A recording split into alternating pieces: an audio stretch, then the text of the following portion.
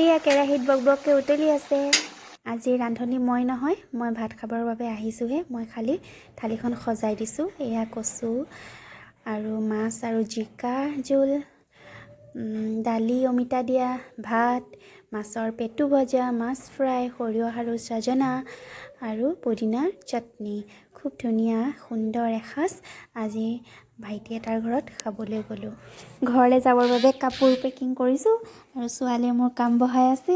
এয়া কাপোৰৰ বেগৰ ওপৰত পূৰা উঠি লৈছে। সৰু সৰু বাচ্চাবোৰ থাকিলে খুব সম্ভৱ সকলোৰে এনেকুৱাই হয়। এতিয়া শুই আছে পূৰা বেগৰ ওপৰত। যিটো কাম আধা ঘণ্টা কৰি শেষ কৰিব পাৰি, সেই কামটো কৰোঁতে 2 ঘণ্টা 3 ঘণ্টা লাগি যায়, কাৰণ সিহঁতে অকলেই আৰু নিজৰ মতে কৰি থাকে চব।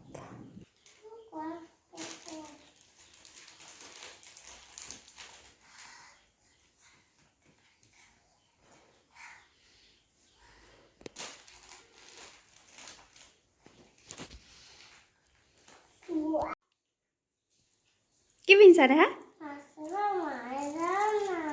ৰছীডাল মাৰি দিম ৰ'বা দেই। কোনডাল, এডাল পিন্ধিবা নে 2ডাল পিন্ধিবা? হাই সকলোলৈকে মোৰ চেনেললৈ স্বাগতম জনাইছোঁ। সকলোৰে ভালেই চাগে, আমাৰো ভাল।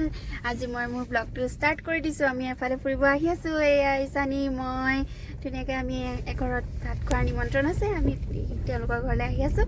আমাৰ লগতে আপোনালোকে চাই থাকক আমি কি কৰোঁ, ক'লৈ যাওঁ। Thank U. হেল্ল' এভৰিৱান, আজি আমি ৰাতি ভাত খাবৰ কাৰণে গৈ আছোঁ আলহী ঘৰত।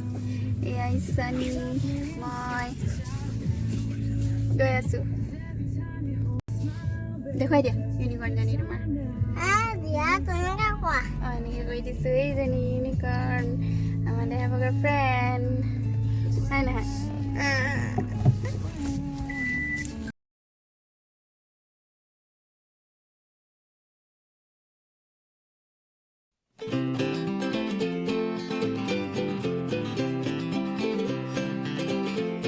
এই আলহী ঘৰ আহি পাই গ'লোহি। আলহী নহয় একচুৱেলি, তেওঁলোক আমাৰ অতিকে আপোন।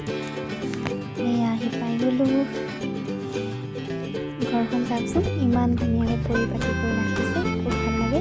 আৰু এইবিলাক জাকৈ, খালৈ, চেৰেকী, খুব ধুনীয়া অসমীয়া সংস্কৃতিৰ বস্তুবিলাক ধুনীয়াকৈ ৰাখিছে, খুব ভাল লাগে চাই। এয়া ভাইটিয়ে কচু কাটি আছে আৰু এয়া লৈছে জিলমিল আৰু খুতৰা শাক। জিলমিল আৰু খুতৰা আৰু কচু দি বনাব। লগত এয়া কণ বিলাহী, শিঙৰা মাছ ফ্ৰাই। মই দেখাই দিছোঁ থালখন লৈ।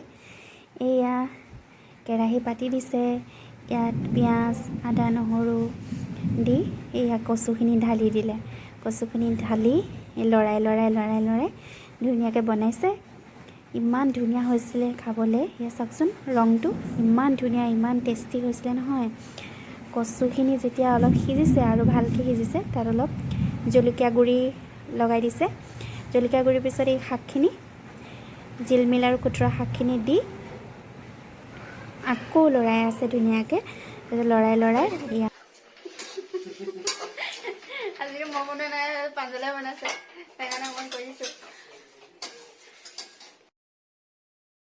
এয়া জোলখিনি চাওকচোন, কি ক'ম আৰু, এনেকুৱা ধুনীয়া হৈছিলে নহয় খাবলৈ, এনেকুৱা টেষ্টি। কচু আৰু মাছ খাইছোঁ, কিন্তু এইটো অলপ বেলেগ টাইপৰ ৰেচিপি, লগত শাক চাক দি খুব ধুনীয়া লাগিলে। আৰু এয়া বনাইছে মোৰ ভাইটিৰ বোৱাৰী আৰু মোৰ ভণ্টি নুপুৰে, খুব ধুনীয়াকৈ। এতিয়া আমি চবেই খাই আছোঁ। খুব বেছি টেষ্টি হৈছিলে খাবলৈ খানা। আমি ৰাতিৰ ভাত সাজ খুব ধুনীয়াকৈ খালোঁ। এয়া মই পূৰা কচু লৈ লৈছোঁ, কচু লৈ পূৰা খাই আছোঁ। বহুত বেছি টেষ্টি হৈছিলে খাবলৈ। সঁচাকৈ আপোনালোকে যদি ঘৰত কেতিয়াবা আজিলৈকে খোৱা নাই এনেকৈ, প্লিজ ট্ৰাই কৰিব, খাবলৈ বহুত বেছি টেষ্টি হয়। শিঙৰা মাছ ল'লে বেছি ভাল, বাকী ফিছাৰী মাছবিলাকতকৈ যিবিলাক লোকেল মাছ সেইবিলাক ল'লে বেছি ভাল হয় খাবলৈ। আৰু এতিয়া আমাৰ এই টিকলা দুটা খেলাত ব্যস্ত, বৰ্ণিল আৰু বেলি দুইটাই পূৰা খেলি আছে। আমাৰ ইছানী বৰ্ণিলৰ লগত পূৰা খেলাত ব্যস্ত। চাওকচোন ঘৰখন, মই আগতেও কৈছিলোঁ খুব ধুনীয়া, খুব পৰিপাটি কৰি ৰাখে, বৰ ধুনীয়া লাগে ঘৰলৈ আহিলে, খুব ভাল লাগে। আৰু মৰমৰ কথাটো ক'বই নালাগে, বহুত মৰম, বহুত মৰম। বনিল কি কৈছা?